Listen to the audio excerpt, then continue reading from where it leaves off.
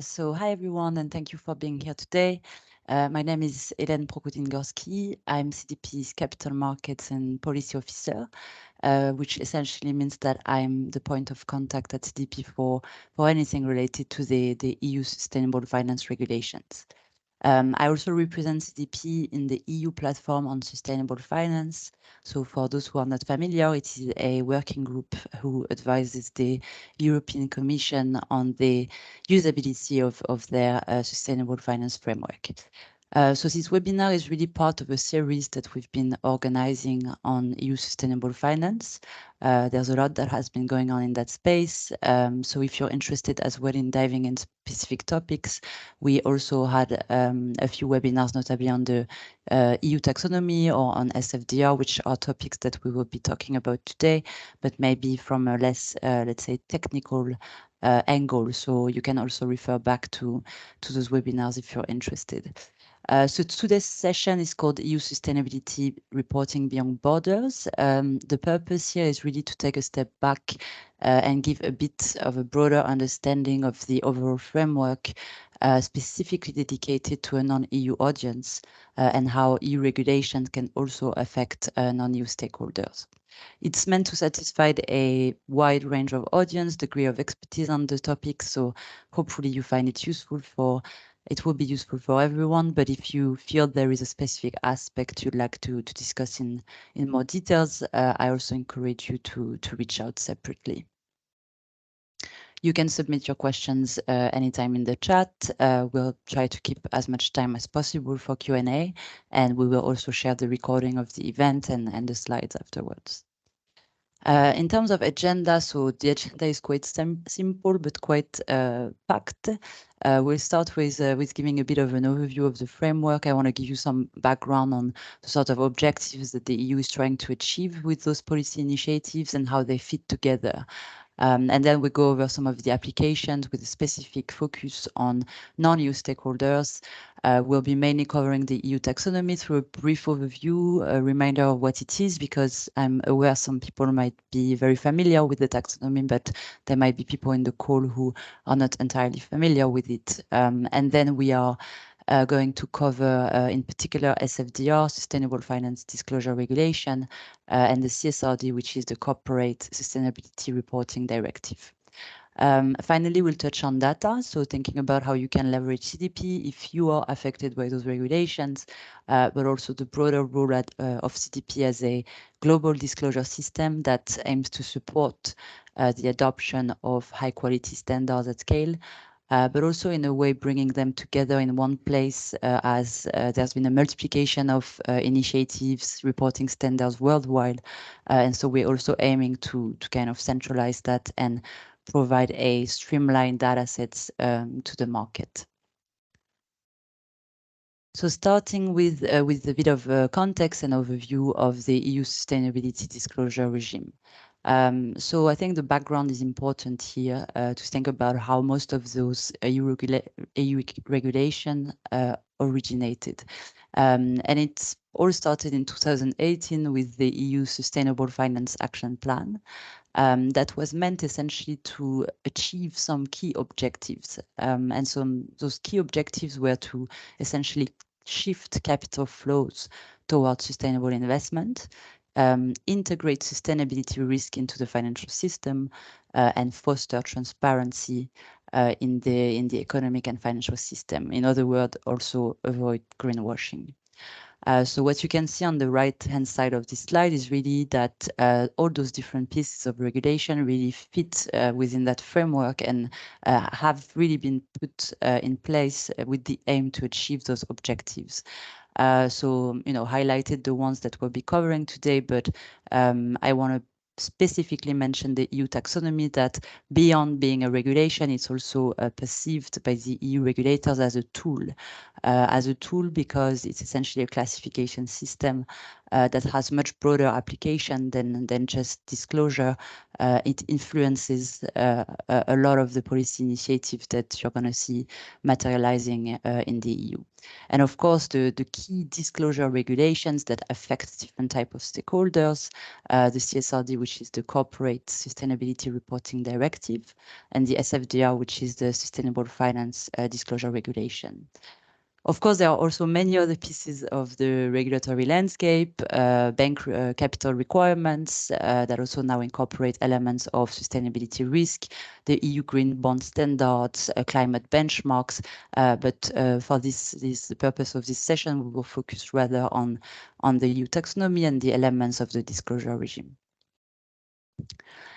In terms of really what constitutes the EU disclosure regime, because all those regulations are very complex, they arrived at different point of time. I think it's useful to kind of take a step back from the individual regulations and think about the key pillars around which those disclosure regulations revolve.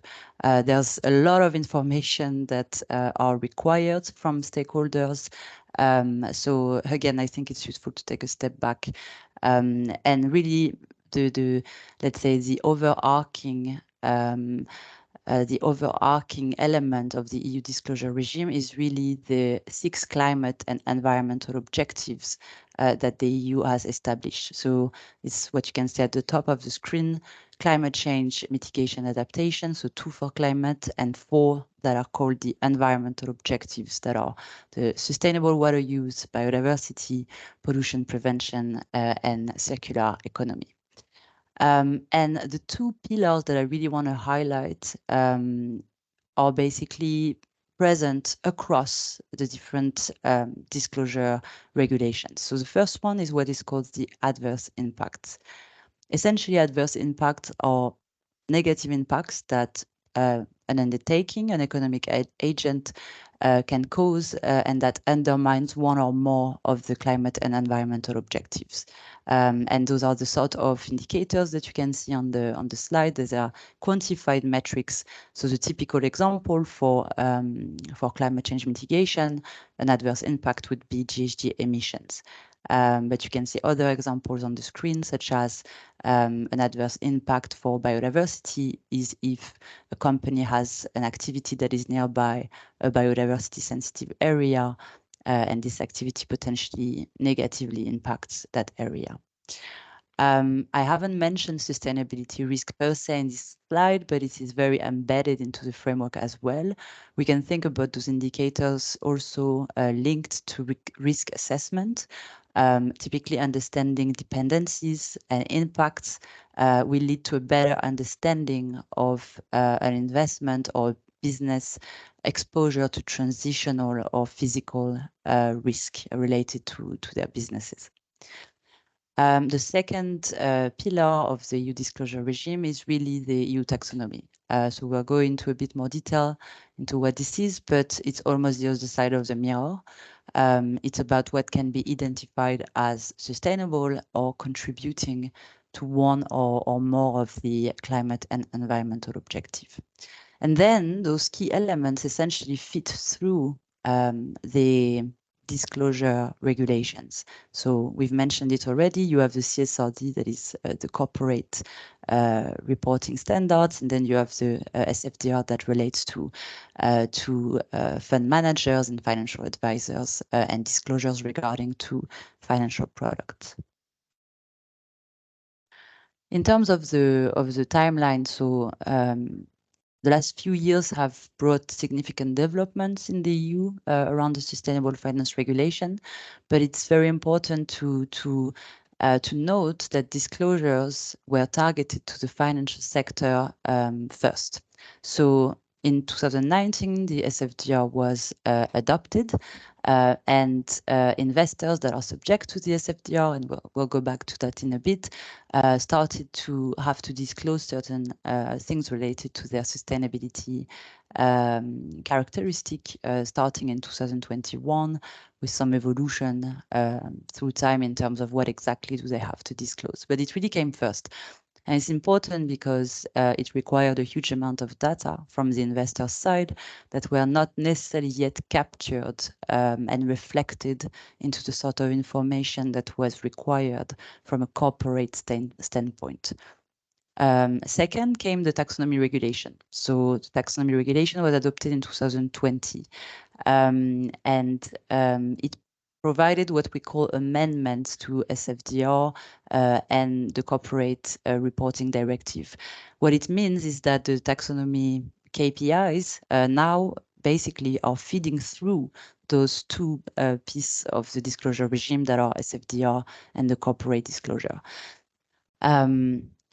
And basically, it was acknowledged that given the lack of data available for investors, there was a need for a bit of a revamp of the corporate disclosure regime, which is why the EU regulator started to work on a revised version that is now called CSRD, and that has been adopted towards the end of last year in November 2022. And as you can see on the slide, essentially the EU regulators have adopted a sort of phasing approach to which companies should be reporting under the CSRD. So at first, it's going to be essentially only large and listed companies. We are expecting the first report to be published in 2025, covering the financial year 2024. And little by little, you're going to have more and more companies that fall under the scope. So typically listed SMEs, and later on, non-EU companies. So if you look at the right-hand side of this slide, non-EU companies will need to publish their first reports in 2029, covering the financial year 2028. So now moving on a bit to the core of the session, where we want to think about the applications for non-EU stakeholders. What exactly does it mean to fall under the scope of SFDR or of CSRD? And here I'll start by giving a brief intro of what is the taxonomy, as I mentioned earlier, just so that everyone is on the same page. And then we'll cover bits of the SFDR. How does that affect non-EU stakeholders, non-EU investors, and what sort of reporting requirements does this imply? And finally, we'll do the same for CSRD.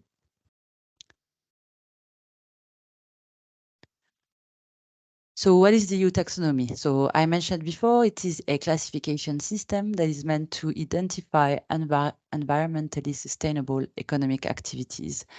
But an important thing to note is that for the EU, there's this notion of substantial contribution. So it's essentially not all economic activities, but it's economic activities that can contribute substantially to one. We're going back to the environmental objectives, to one or more of the objectives that you can see on the top. So what is the purpose really? So far, anyone could really make a statement about their business being green, sustainable, or come up with their own definition of what this means. And of course, that leads to risks of greenwashing, but also just in general, hard to compare data, low transparency, lack of harmonization. And it's really what the taxonomy aims to address. The second objective of the taxonomy is really to set priorities. So here again, it's about focusing on which are the economic activities that can really contribute the most to achieving the sort of climate and environmental objective. And the hope is that this will provide a tool to shift investments towards where it's most needed in priority. So how does it achieve this? So here again, I think there are two very important words to remember. It's eligibility, and the second is alignment. So eligibility is essentially a list of the economic activities that are eligible to the taxonomy. And the way this has been established is essentially to select the sectors that are material for the environmental objective. So if we take the example of climate change mitigation, the main KPI was emissions. So selecting sectors that contribute to the bulk of the emissions. So it means energy, manufacturing, transport, and so on. And an important point to note compared to some emerging taxonomies that are happening worldwide is that the EU taxonomy doesn't assess a company at the entity level. It is really done at the level of the economic activity. and actually at a level of disaggregation that is quite precise. So to select the eligible economic activities, we start from this material sectoral view, and then basically they excluded any activities that they deemed were just fundamentally detrimental for the objectives with no potential really to transition or to change. So you can think about coal, for example, oil. They are not eligible economic activities under the EU taxonomies. Now the second step is alignment. So in a nutshell, for an economic activity to be environmentally sustainable as defined by the EU taxonomy, it needs to satisfy three main criteria. The first one is that it needs to make a substantial contribution to one of the objectives, and that's being established using science-based criteria. So it's very specific thresholds that an economic activity needs to go over in order to say that they're making a substantial contribution to one of the objectives. The second one is that at the same time, it needs to demonstrate that it does no significant harm to any of the others. And here again, there's very precise criteria that have been put in place for each individual activity to define what it means for that activity to do no significant harm to the rest of the objectives. And the last criteria, the third one, is that here at the entity level, so not at the activity level anymore, at the entity level, the company needs to essentially demonstrate that they are satisfying some minimum safeguards, which essentially means complying with global standards relating to human rights, labor laws, and so on. So it refers a lot to OECD guiding principles, or even the UN guiding principles for human rights, for example. So this is really the sort of step-by-step assessment. If you think about what a company needs to kind of, the logic that needs to happen to determine whether first their economic activities are eligible, it can be through what's called the own performance. So an example of that is producing renewable energy. In itself, it helps substantially contribute to one of the objectives. It can be an enabling activity. So for example, it's an activity that helps another one become green.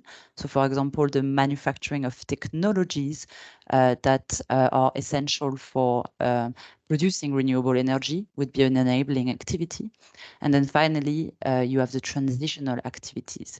And here, transitionals basically means some high emitting activities, but for which science and the technology exists to substantially reduce the emissions of these activities. One example is manufacturing of cement.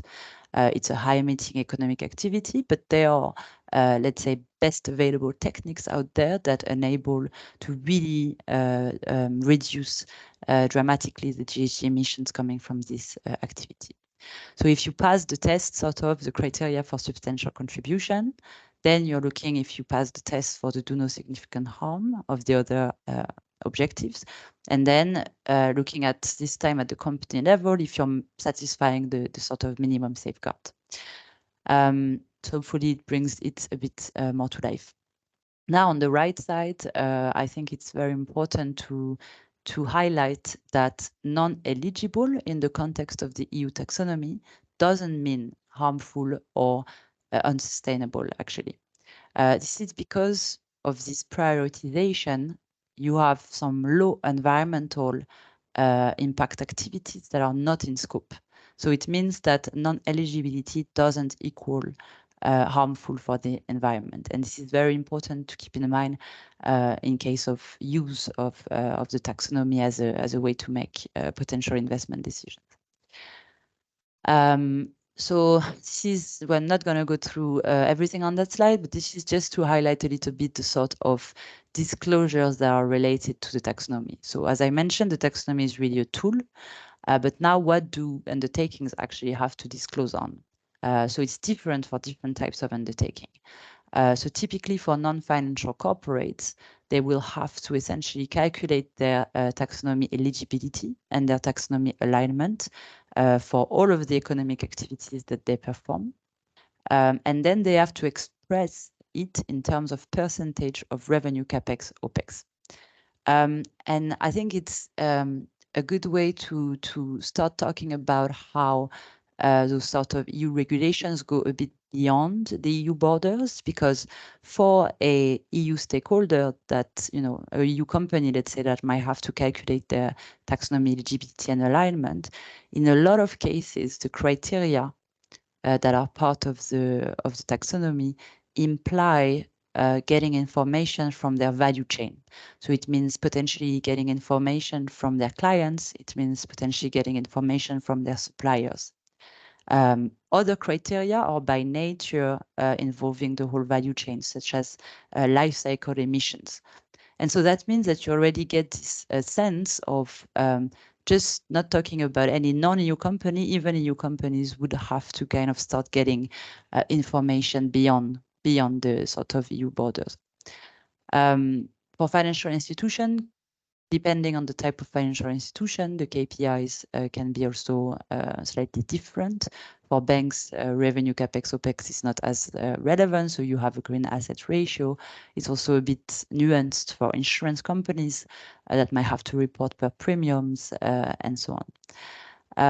So I think this is just to highlight basically the amount of information that now needs to be calculated, and in a lot of cases thinking about whether that data is available, and what the sort of the EU taxonomy triggers in terms of ecosystem of data needs. I'll say it this way. So now we can move on to SFDR. The reason why I started with the taxonomy is that the taxonomy feeds into the disclosure requirements of SFDR and of CSRD. So if we think about the Sustainable Finance Disclosure Regulation, essentially this regulation introduces sustainability disclosure for the financial sector at the product level. And here you can see on the left-hand side of the screen, it was considered a product in the regulation is, for example, UCITS funds, alternative investment funds, pension schemes, insurance and pension products, and other types of managed portfolios. So it's very, very broad. And essentially, any manager, asset manager, or any financial institution that is managing those products that is sold or marketed in the EU will fall under the scope of SFDR. So it actually has a lot of implication for non-EU investors in particular that have a lot of activities in the EU. It also applies at the entity level. So it's not just about product level disclosures, it's also about the entire financial market participant or the financial advisor that is, again, selling or managing those products or providing advice in the EU needs to as well comply with SFDR and provide some disclosure requirements such as their policies regarding sustainability risk, whether they are incorporating sustainability risk into their investment decision process, and whether they are considering adverse impacts in their investment decisions. And here we go back to that notion of adverse impacts, which is a key element of the SFDR. What does it mean a bit more in practice in terms of the disclosure requirements? So here we go back to the key pillars that I mentioned earlier, the adverse impact and the EU taxonomy. So basically, financial market participants should essentially disclose on whether they consider adverse impact at the product level and at the entity level. And at the product level, if they do consider adverse impact, this means as well collecting, you know, the indicators, the adverse impact for all of the exposures in their portfolio. So it means basically calculating, for example, GHG emissions, that we took that example earlier, for all of the exposures in the portfolio. So again, that means a huge amount of information that go way past the EU borders, because very traditionally investors have diversified portfolio with international exposures, and so that means collecting that information for international companies as well. For taxonomy reporting in the context of SFDR, it is similar at the fund level, at the product level. Any non-EU investor that fall under SFDR also has to disclose on their EU taxonomy alignment at the level of the fund they manage that fall under the scope of SFDR. So that means, again, basically calculating this taxonomy alignment for a lot of potentially international companies that do not have to even publish their EU taxonomy eligibility or alignment. So this basically means a huge amount of data needed from non-EU stakeholders. So this is where we think at CDP we can also provide added value and help all sorts of investors navigate that framework, as I'll cover in the last section of the webinar. So now maybe moving on to the Corporate Sustainability Reporting Directive. What is it? So as I mentioned earlier, it is essentially expanding the scope of the previous regulation on corporate disclosures. And why? Because it was noted that there was not enough harmonization in the sort of disclosure requirements that companies would report on regarding to their sustainability characteristic and indicators. So a lot of dispersion in what was disclosed and not enough basically of the data points that are part of SFDR. So essentially the CSRD has been adopted in 2022 and it's estimated to apply to about 50,000 EU firms, but also have application beyond the EU and also impact non-EU companies. I, on purpose, did not include numbers here because there's a lot of dispersion into estimated numbers of companies non-EU affected by the CSRD. So I think the reality is that it's very hard to estimate. But what I can do is to give you an overview of the rules that are in place to think about whether that can impact a firm outside of the EU. In terms of what, where, and how to report, so companies are going to have to report sustainable information clearly identified into a section of the management report. It has to be in electronic format, so it's about tagging, it's about making sure it's machine readable so that also third-party data providers can collect that information. You're going to have the EU taxonomy disclosure that I mentioned earlier that is part of what needs to be disclosed. And if a non-EU company has an EU subsidiary that follows under the scope, then the EU subsidiary will have to publish their own sustainability report that covers the KPIs that are required. And I think it's very important to also highlight that the CSRD is not just about non-financial companies. It applies to all sorts of companies. So non-EU investors that, by definition, also can fall under the scope of the CSRD and have to report under the CSRD if they fulfill the criteria. So it's a huge amount of companies that are affected by those regulations. Not only EU companies. So going into the details of who does it apply to, if you look at the first two categories on that slide, I'm not going to go through the exact thresholds, but essentially the CSRD applies to all large undertakings, whether they are listed or not. So here there's a certain amount of criteria, for example, having a number of employees above 250, and others that is a very, let's say, accounting regulatory concept that the EU, in which way the EU defines what large, medium, small. And you have also listed SMEs that will fall under the scope. So basically all listed companies. And then you finally have the non-EU undertakings. And here it's very important to make the distinction between what do we mean by non-EU undertakings and what is not already included into those first two categories. So typically a non-EU company that has their securities that is trading on an EU regulated market falls under the first or second categories because they are listed on the EU regulated market.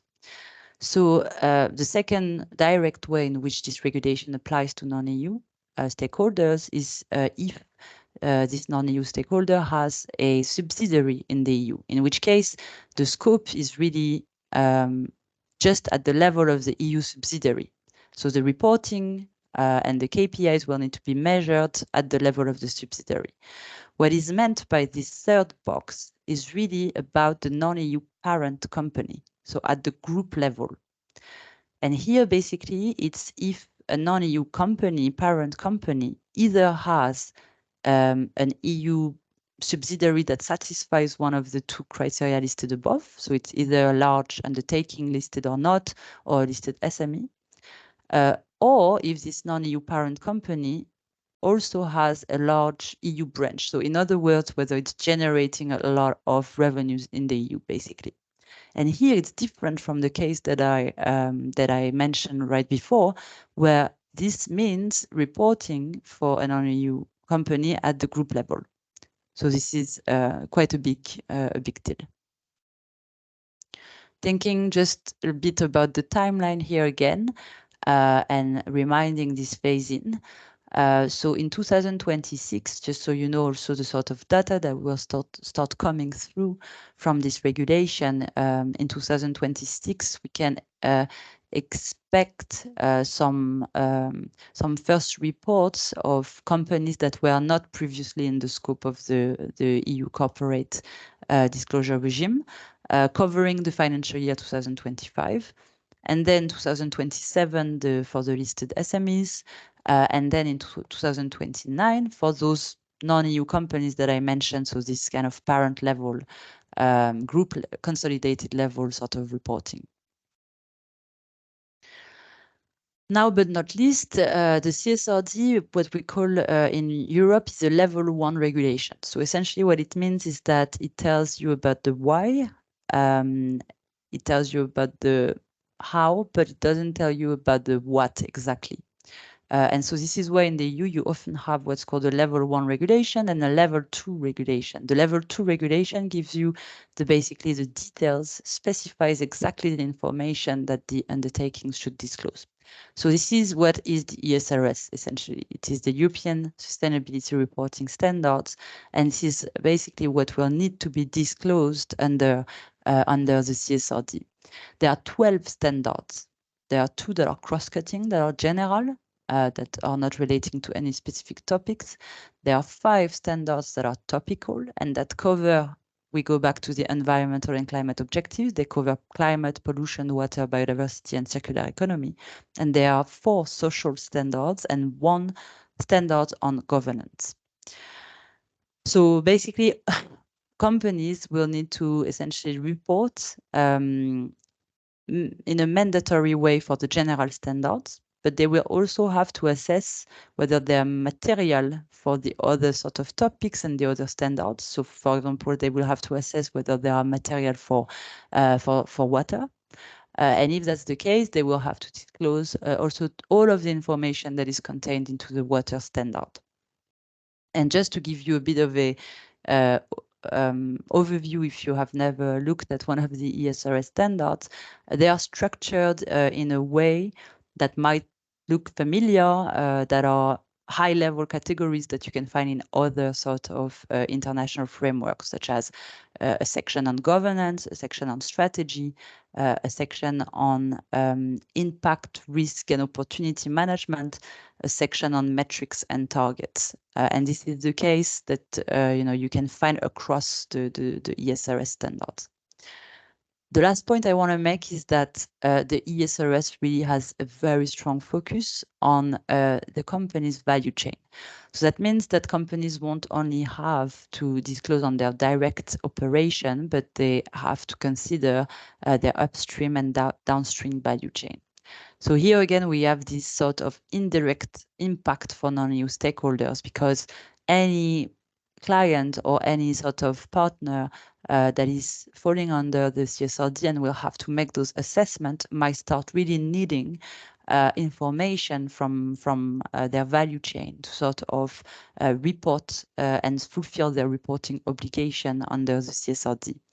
And we've talked to a company recently that has over 10,000 no, actually 100,000 suppliers across the globe.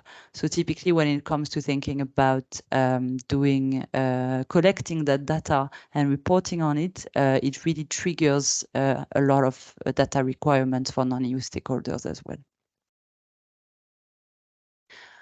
So now moving on to the last section of what I want to cover today is moving on to what CDP can do essentially to streamline a bit the adoption of the standards and to think about how we can help both EU and non-EU stakeholders to manage this very large data need.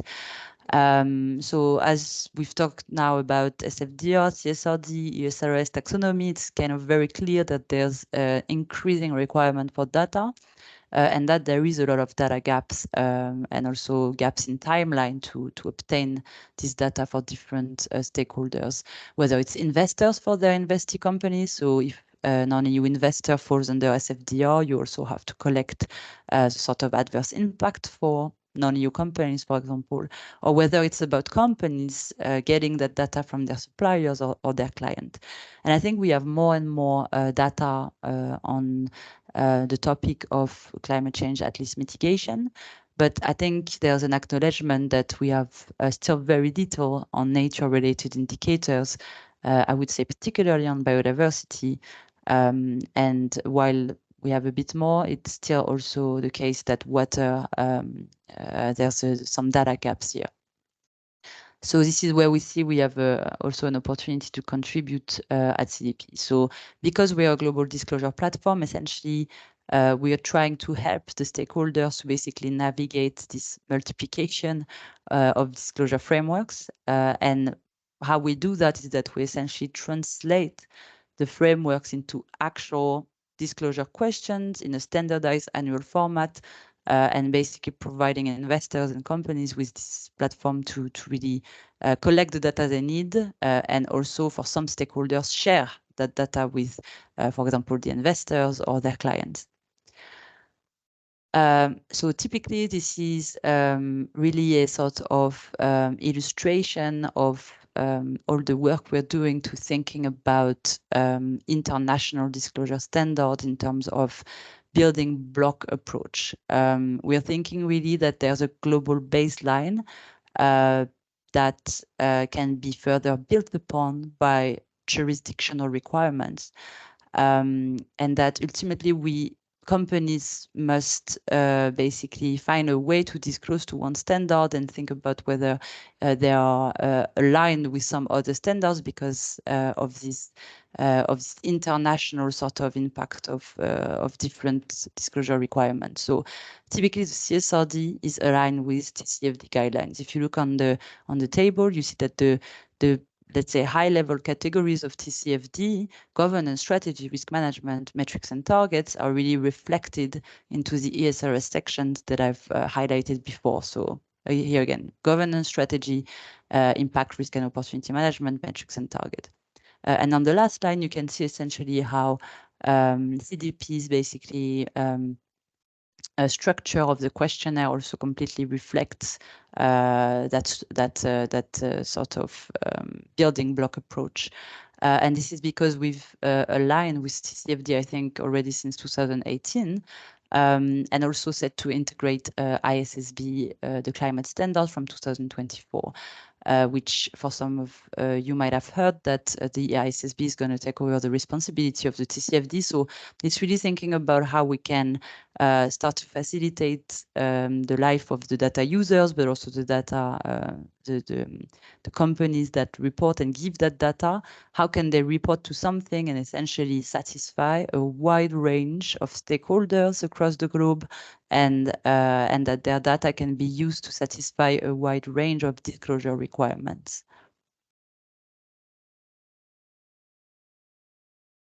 This is the sort of second highlight of how CDP's questionnaire is already collecting a lot of the information that are part of the ESRS E1 climate change draft. So, for example, transition plans, targets, energy consumption, GHG emissions.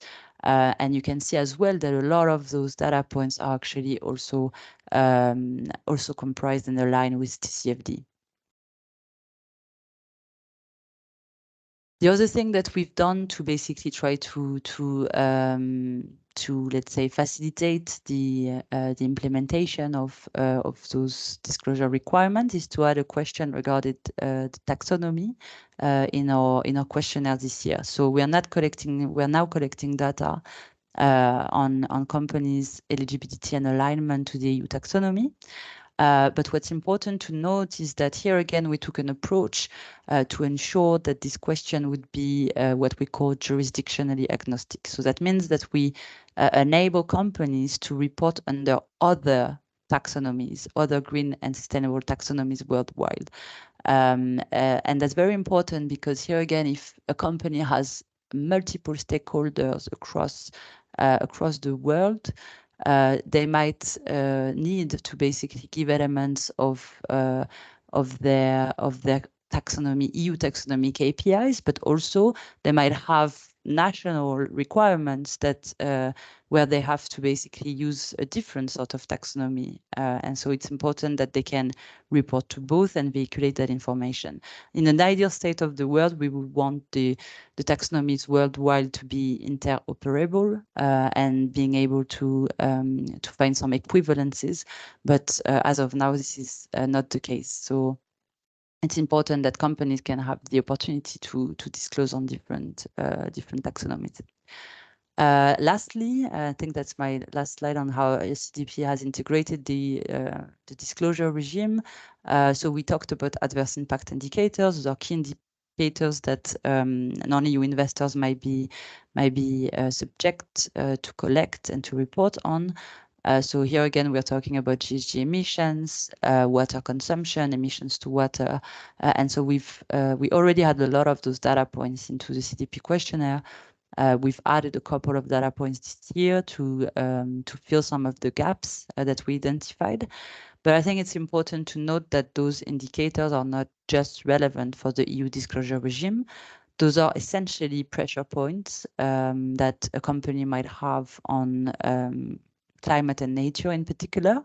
And typically, the framework that is currently being developed, the TNFD, really also refers to some of those indicators as being the first step of the journey where companies need to measure where they are in order to identify their pressure points and then be able to set targets and potentially transition or mitigate their pressure points. So those are, in my opinion, data points that are very relevant across the frameworks that are being developed for nature in particular. Lastly, and this will be where I stop. It's very important to collect data, and so we've done a lot of work at CDP to make sure that we integrate disclosure standards, that our stakeholders can get the data they need or report on their give data. But it's also important to remember the role of engagement into driving this disclosure. So typically, we've launched a pilot program in this year actually, called the Green Finance Accelerator.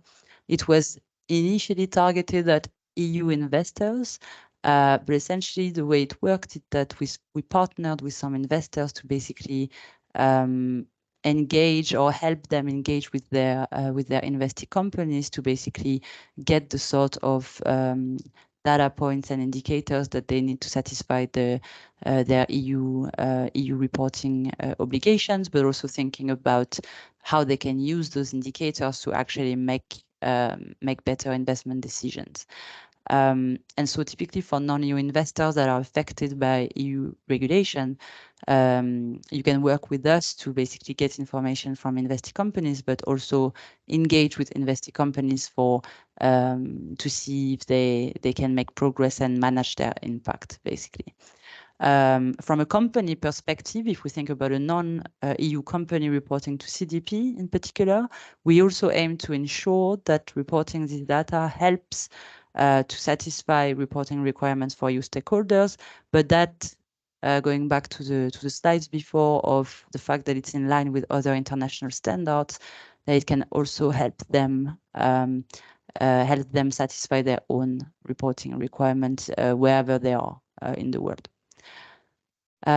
So I will stop there. We have time for some questions. Maybe before we pull up some of, if there's any questions actually,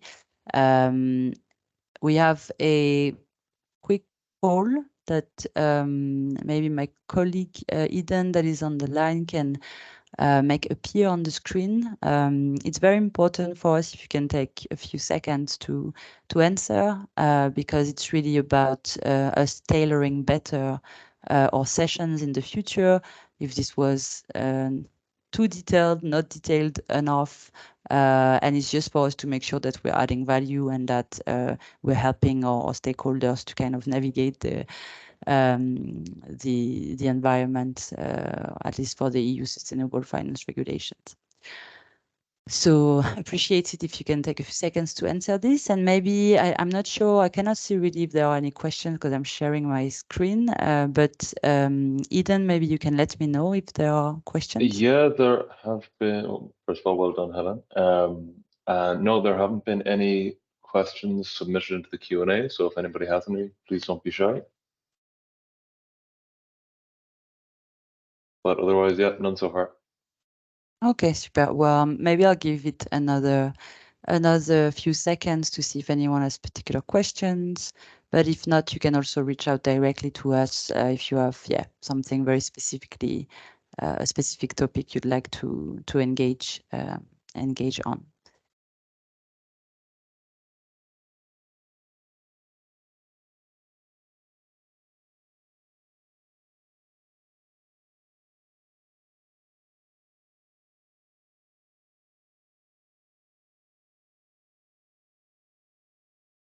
Okay. Yeah, it seems like no questions coming in, no more votes on the poll. So I can wrap it up when you're ready, Ellen. No problem. That's great. Well, thank you very much for your attention today, and I wish you a great rest of your day. And please reach out if you need anything from us. Thank you.